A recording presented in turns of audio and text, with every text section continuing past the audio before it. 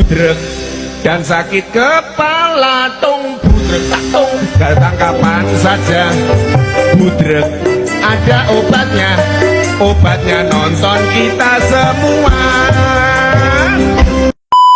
Maaf YouTuber Kanda, yang ini serius.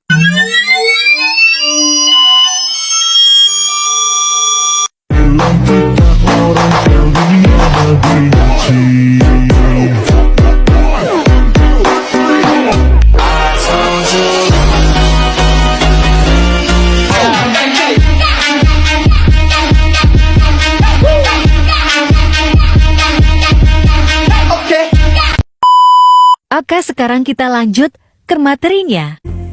Greetings, citizens of Indonesia. This is a message from Anonymous for State Intelligence Agency, BIN. 10 Indonesian internal networks and state security systems have been infiltrated by malware from China's internet protocol, including your own security system.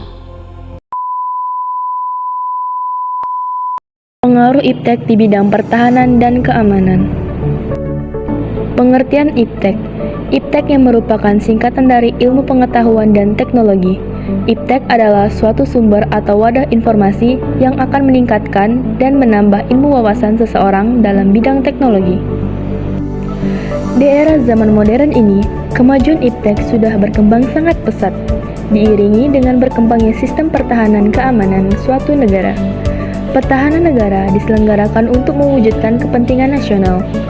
Kepentingan strategis pertahanan Indonesia merupakan bagian dari kepentingan nasional dalam menjamin tegaknya NKRI. Pertahanan negara memiliki peran dan fungsi untuk mempertahankan eksistensi bangsa Indonesia dari setiap ancaman dan gangguan, baik dari luar maupun yang ditimbul dalam negeri. Kemajuan ilmu pengetahuan dan teknologi yang semula bertujuan untuk mempermudah pekerjaan manusia, tetapi kenyataannya teknologi telah menimbulkan keresahan dan ketakutan baru bagi kehidupan manusia. Ketakutan yang dirasakan oleh manusia akibat perkembangan teknologi ini disebabkan adanya kekhawatiran akan adanya penyalahgunaan oleh orang-orang yang tidak bertanggung jawab. Dengan adanya perkembangan iptek, manusia mendapatkan berbagai kemudahan dalam melaksanakan kehidupannya sehari-hari. Setiap orang memanfaatkan alat komunikasi langsung jarak jauh, seperti penggunaan HP untuk berhubungan dengan orang lain yang berjauhan. Selain itu, berbagai kegiatan yang pada awalnya dilakukan dengan menggunakan banyak tenaga manusia untuk mengerjakannya, kini dengan adanya perkembangan iptek, semua itu dapat teratasi dengan penggunaan tenaga mesin untuk melakukan pekerjaan tersebut dengan waktu yang relatif lebih cepat daripada menggunakan tenaga manusia secara manual. Dalam Undang-Undang Nomor 3 Tahun 2002, Pasal 7 Ayat 2 dan 3 menyebutkan macam ancaman, yaitu ancaman militer dan ancaman non-militer.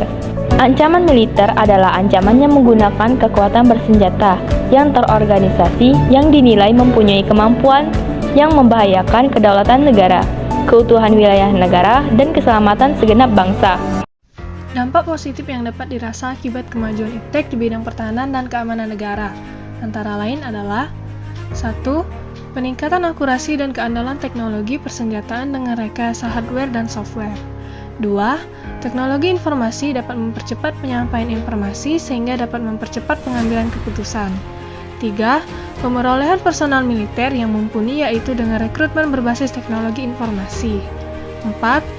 Penggunaan program kecerdasan buatan untuk mensimulasikan formasi dan kekuatan musuh memungkinkan serangan menjadi efektif dengan tingkat keberhasilan yang cukup tinggi.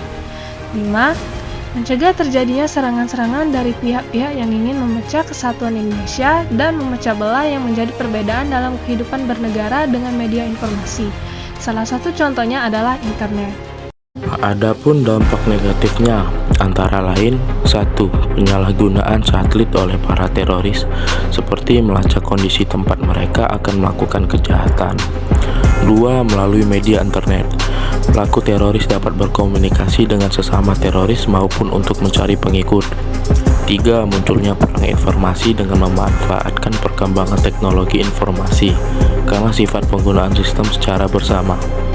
4. Berkaitan dengan teknologi senjata pemusnah massal atau weapon of mass destruction seperti senjata nuklir dan senjata biologi.